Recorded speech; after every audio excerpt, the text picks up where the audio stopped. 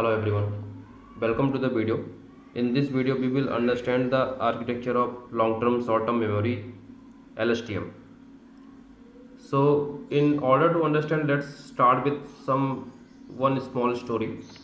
So long ago there was a king called Arth.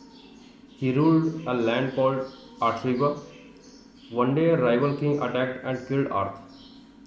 Years later Arth's son Silex rose to the throne. He was wise and strong.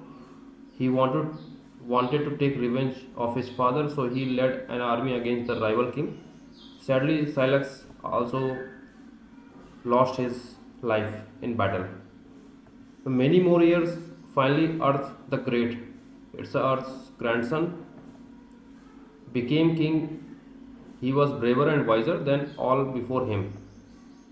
He fought the rival kingdom and won, restoring peace to Artriva. Okay. So this story tells us that if I ask you the sentiment of this story, your answer can vary, whether it is a bad or good, right? The sentiment, if I ask you the sentiment of this story, it can be either good or bad, correct? But in the at the end of the story, you can say the sentiment broadly looks good. The reason is uh, the main character of this story, who is the Arth the Great, Arth's grandson, has won the war against the rival king, and he restored the peace on Artriva. So the moral of the story is this: in any of the situations, how human brain works, the two parts of the brain will there is a long term memory part and there is a short term memory part.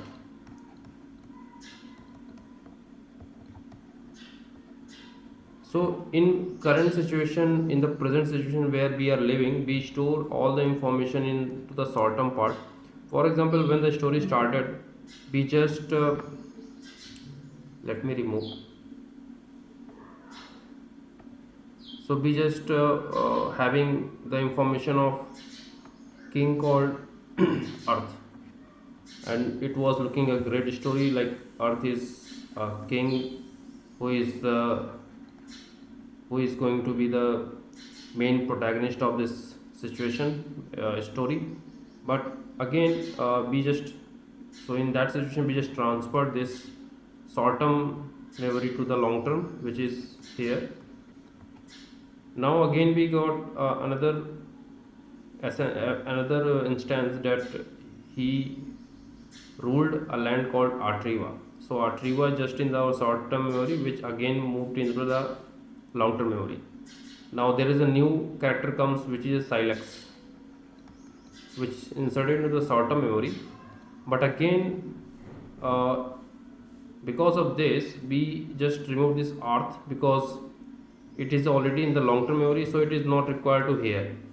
Now the main story is going around the Silex, so again it move back to the again it inserted into the long term memory. So there is a to and fro communication happens between the long term memory and the short term memory. This is the concept which scientist has enabled into the long term short term memory architecture, and that is the one we are going to understand how this it works really in case of NLP problems. Okay, so there are three types of gate available in this long term short term memory. Let me just erase these things.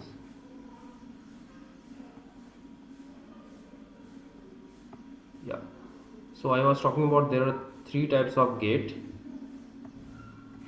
The first is forget gate, second is input gate, third is output gate. So What is forget gate? This part, let me make it into the different color. So this part is our forget gate. This part is our input gate, and this part is our output gate. This is output gate, this is input gate, this is forget gate. Okay, so you already know the basics of the LSTM. It arises from this thing called RNN. So initially what happened to the artificial neural network? Before RNN we have ANN. In ANN we have some inputs, some hidden layers, and finally we have some output.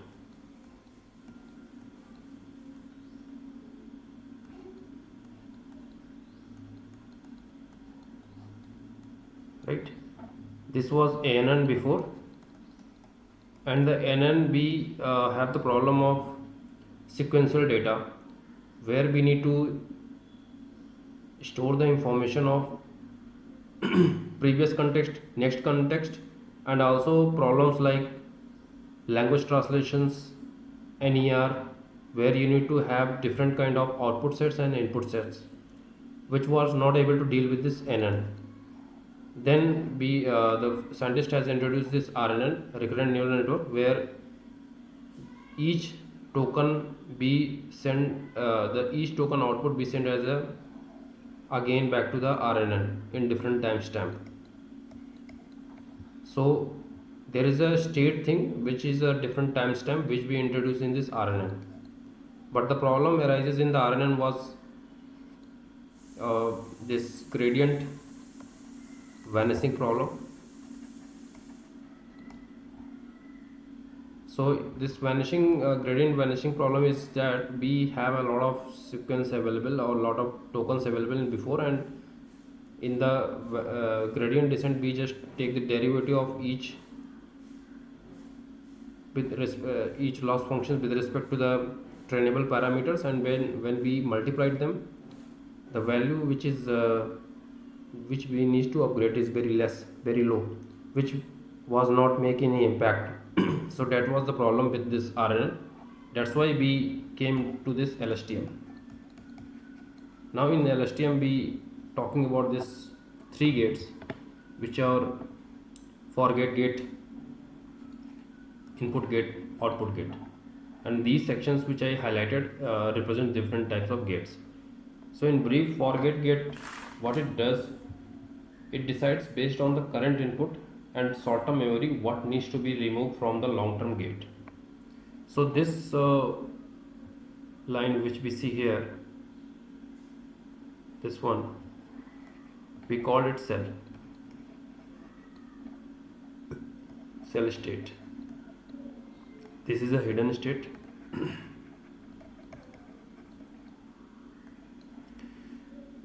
So in cell state, which is basically the long-term memory, we need to forget anything which is not required in that case.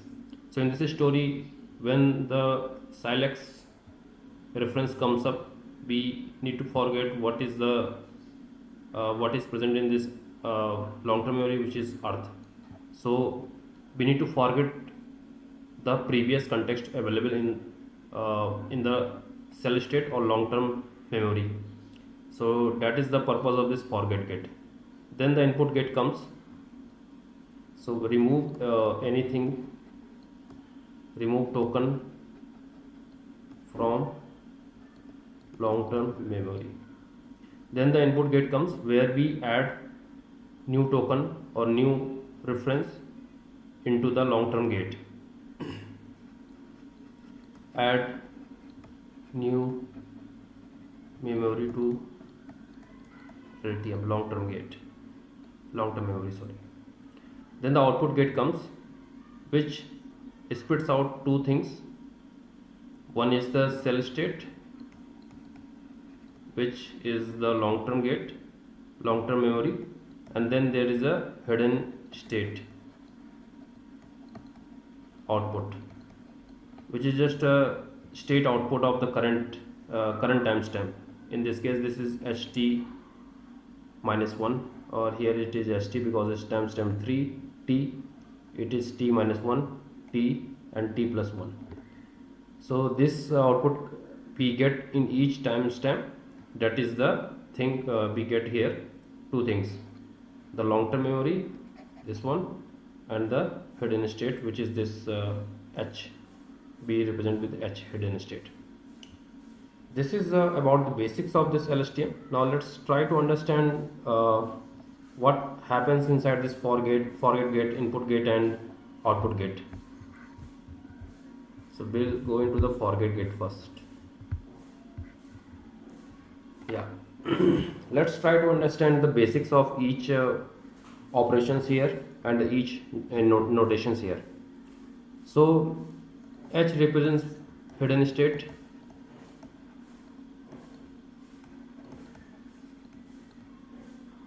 C represents cell state,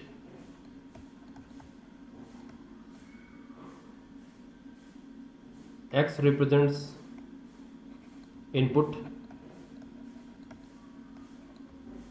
token.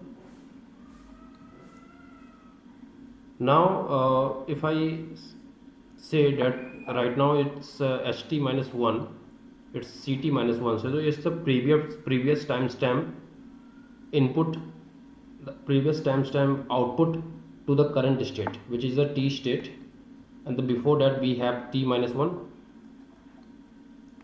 which t goes to the t plus 1, so it's a state.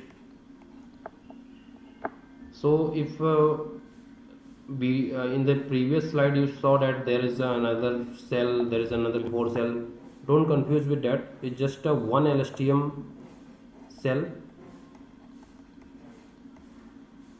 with different timestamp t. So we unroll into different timestamp. That's why you are looking a lot of cells. It's just a one cell. Don't confuse with that. It's a different. We are showing a different timestamp. Okay. And why it is required? Because we just send back the previous hidden output or the cell state output to the same same cell, but in a different timestamp.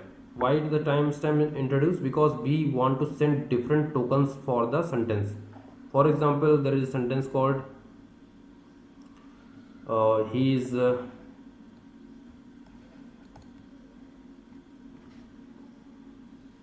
is happy. Let's suppose this is the sentence.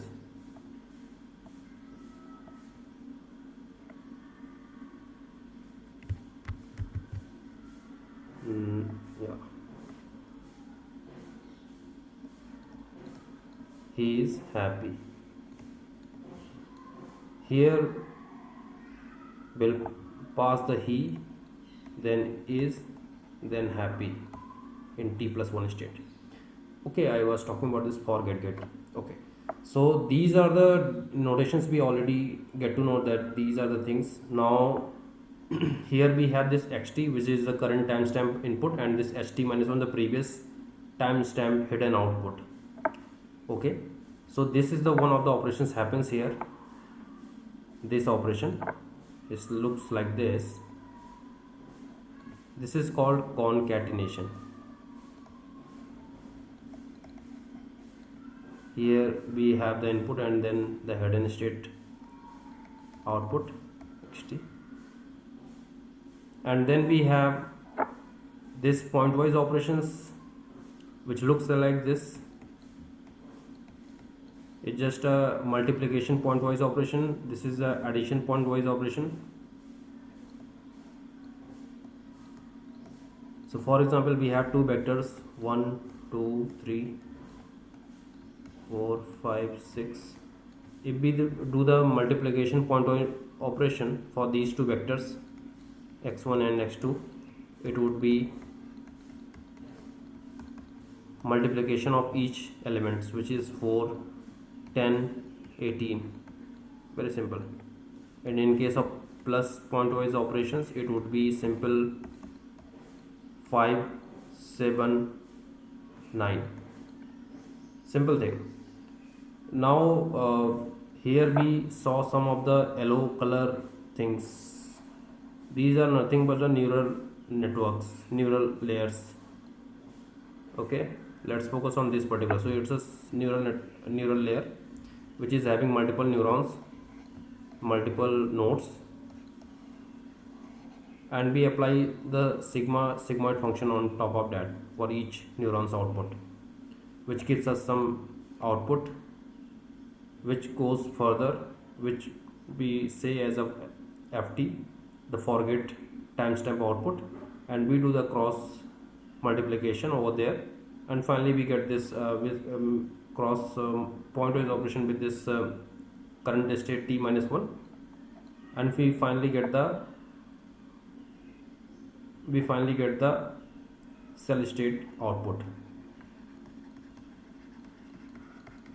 But here we want to see what is the forget gate timestamp output. Okay, that is the only thing we want to see here.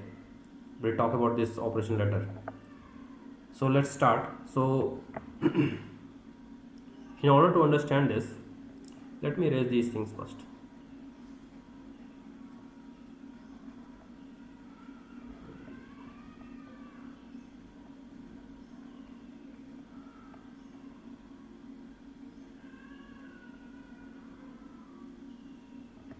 Okay,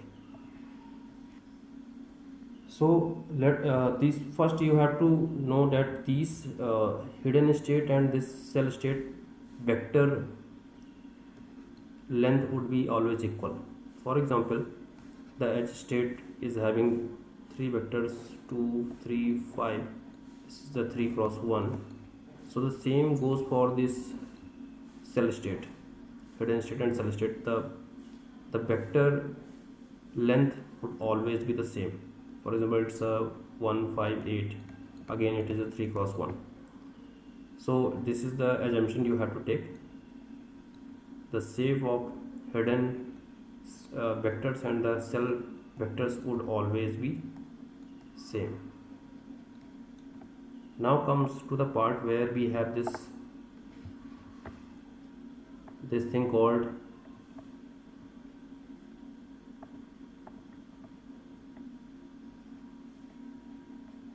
xt.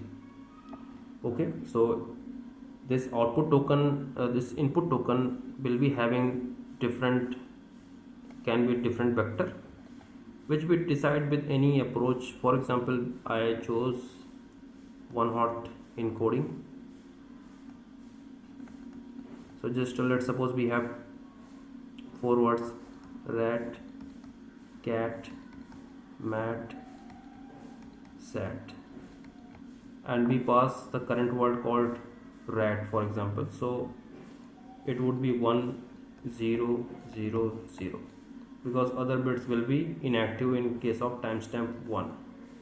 So this will go here, and the shape of this can be different based on our approach, the bag of word approach or the embedding approach. We can choose anything, which doesn't need to be same with the hidden and cell state vector shape.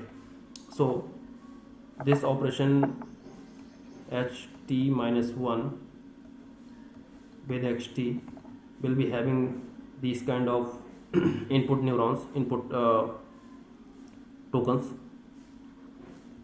1 2 3. So let's suppose 3 vector sizes for this hidden state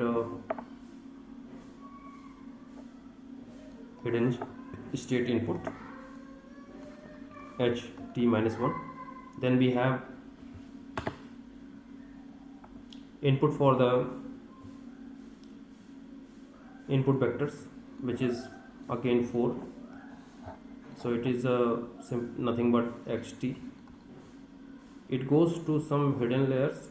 It goes to some hidden layer, which is sigma here, sigma hidden layer, sigmoid function applied hidden layer.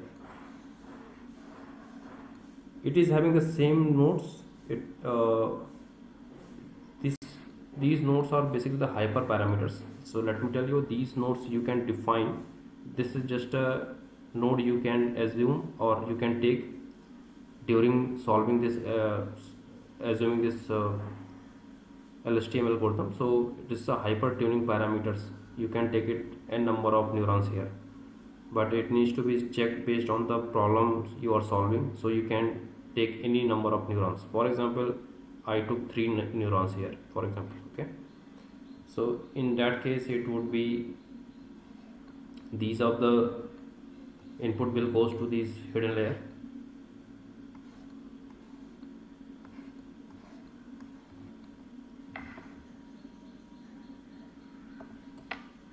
Then again these goes here.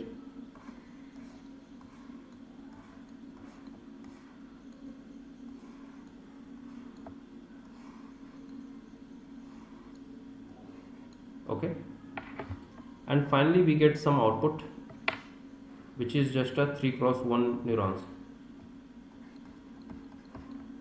and we have this biases as well. We call it is BF because it's for the forget gate. So these would be there, B1, B2, B3, B3, and the size of this is 3 cross 1.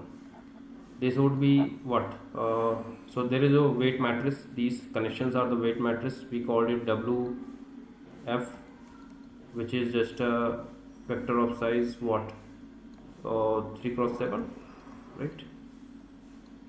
So, and this is the 7 cross 1, correct? When we do the dot product between these, here we can see this is the WF and this is the concatenation operation, which is this XT, ST minus 1 XT. So the size of this one is 7 cross 1, we already written. So it's a 7 cross 1, it's 3 cross 7, which will become 3 cross 1, and again it will multiply with this vector of biases, which is again 3 cross 1. We got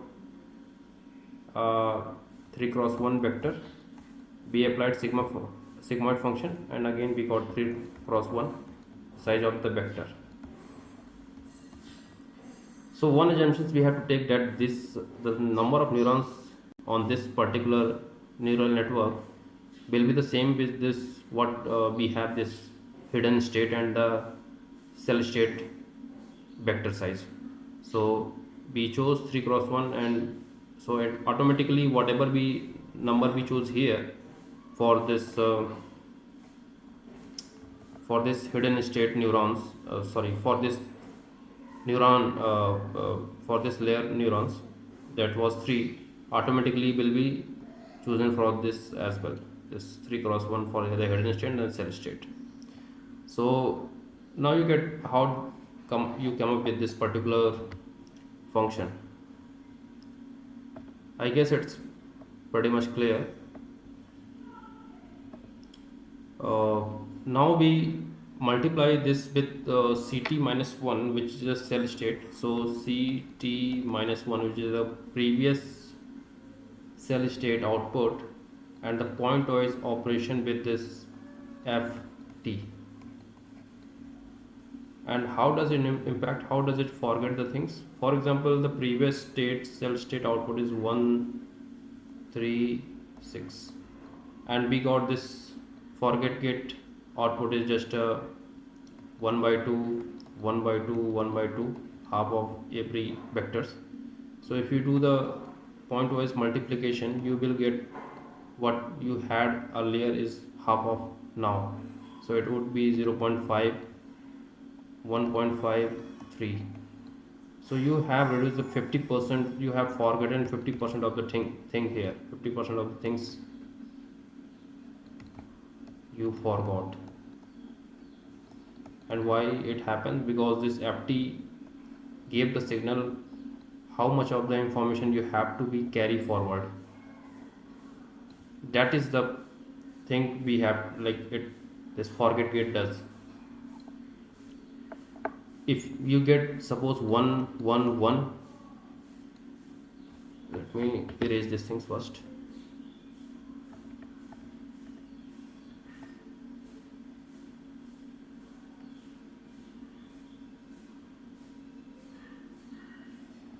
Yeah, so let's suppose this you have got 1 1 1.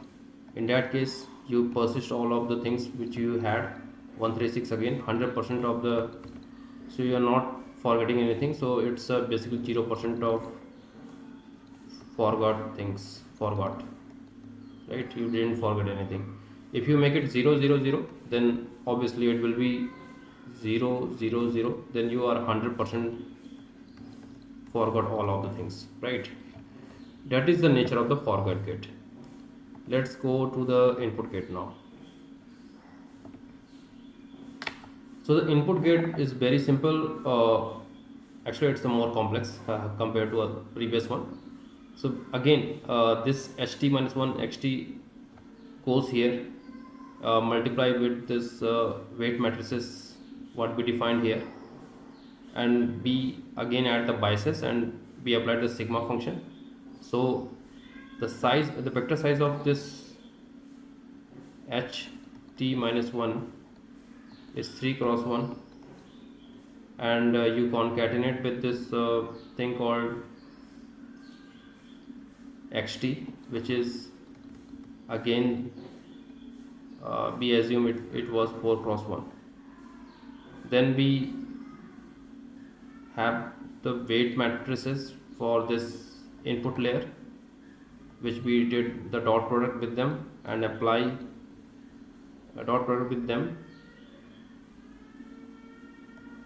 this particular thing, and we add the biases of the input layer and we apply the sigma function over it.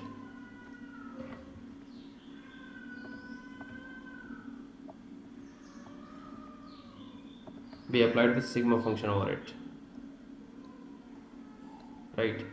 So this, the size of the weight matrix was 3 cross 7. This is this is 7 cross 1. This is the biases size is 3 cross 1, which is 3 cross 1 plus 3 cross 1. We applied sigma function and we again got the 3 cross 1 matrix, which is the final output, which is basically the IT. We call it IT, this thing. The size is 3 cross 1.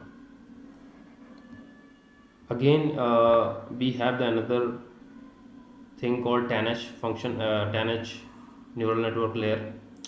We have the weight matrix called WC. We call it this CT is a candidate cell.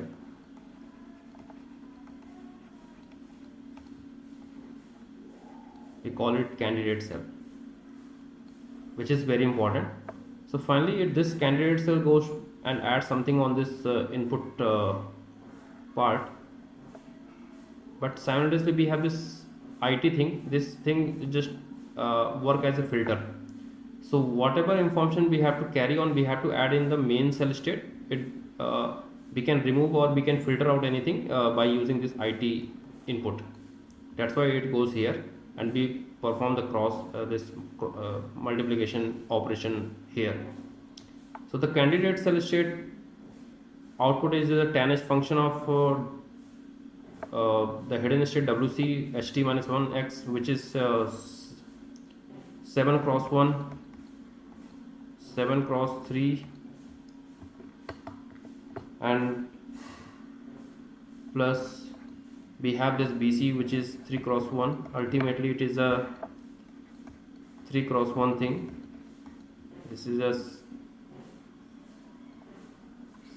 3 cross 7. This is 3 cross 7. My bad.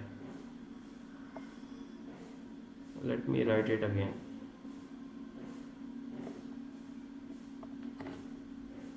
This is 3 cross 7. This is 7 cross 1. This is 3 cross 1. This is 3 cross 1 plus 3 cross 1. We applied tan H on every neuron and we got 3 cross 1 size of output, which is CT. Now we do the pointwise multiplication on this. So it is again candidate cell multiplied by input on the same timestamp, on the current timestamp t, which will be multiplied with this which will be perform as a plus operation on this current cell state. So this will be multiplied add with this previous answer, which is ft for get output, which is ft multiplied ct minus 1, which is current cell state output. This will be the adding as an information to the current cell state. Okay, now this is the ct we got here after all the for get and input get operations. Now let's go to the output gate. See, the output gate we have very simple thing. So basically we perform the concatenated operation, which is we already know 3 cross 1 output, 3 cross 1, and we just perform the addition here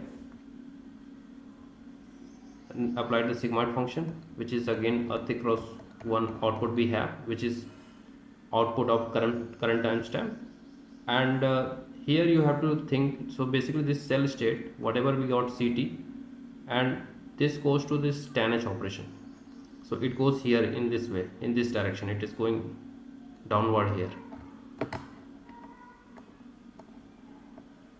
Somewhat it is confusing, so basically you have to remember this thing goes here. Okay, this cell state timestamp output, we applied the tan h on that cell state output, and we multiplied with this ot here, this ot, the cross multiplication operation, and finally we get this hidden output on the current timestamp ht.